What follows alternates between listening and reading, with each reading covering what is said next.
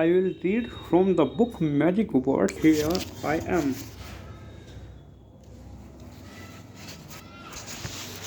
The Arons conducted experiments to see whether the approach worked. They asked hundreds of strangers to have short conversations, some of whom followed the structure of the 36 questions. Then, at the end of their interaction, the strangers reported how close and connected they felt to their conversation partner.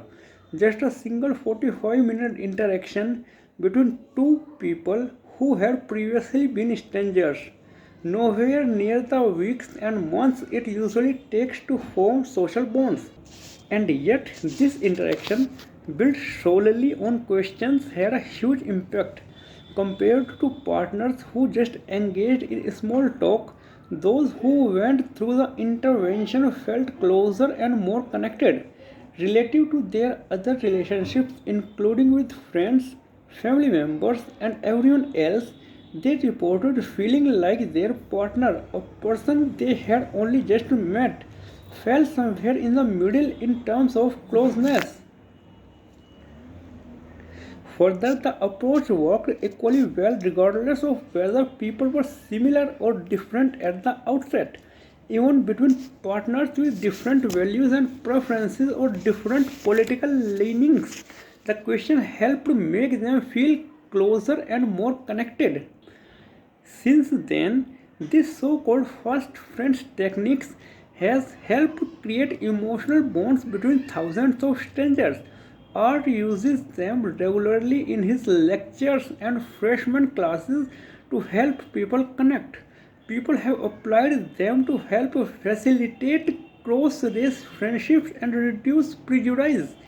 They have even been used to bolster trust and improve understanding between police officers and community members in cities where tensions are running high. But just as interesting as their utility is, why these questions are so useful in the first place? Would any questions be equally connecting? And if not, what is about these questions in this order that is so impactful? The first answer is easy: no, not all questions are equally connecting. Strangers who engage in normal, undirected small talk instead also asked and answered questions. Example: how did you celebrate last Halloween? Or what did you do this summer? But they did not boost closeness to the same degree. Developing close relationships often involves self disclosure. Eventful friends or partners don't start close. They start by exchanging pleasantries, making chit chat, and filling conversational space. But what often separates relationships that evolve into something more is the ability to move past that, to go beyond the small talk and get to something deeper, to reveal things about oneself, learn things about someone else, and truly connect. And questions can help. Not just any questions, but deep probing ones like, if you were to die this evening with no opportunity to communicate with anyone, what would you most regret not having told someone? Why have not you told them yet? This is not your run of the mill how are you or polite inquiry about what someone is doing this weekend. These are tough, thought provoking questions that encourage people to think, reflect, and generate a thoughtful answer.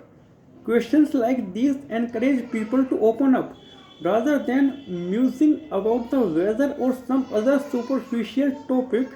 These questions delve deeper. They foster self disclosure and self revelation and encourage people to express something about who they really are.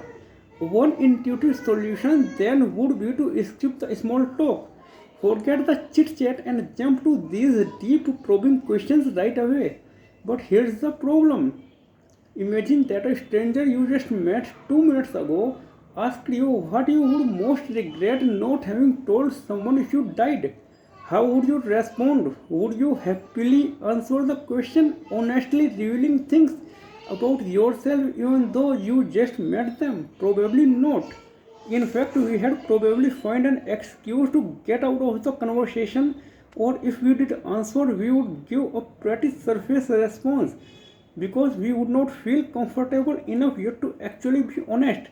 We would not feel like we know them well enough to be willing to share. Generating true, deep self disclosure requires some sort of existing social connection. Thank you. That's it for the day.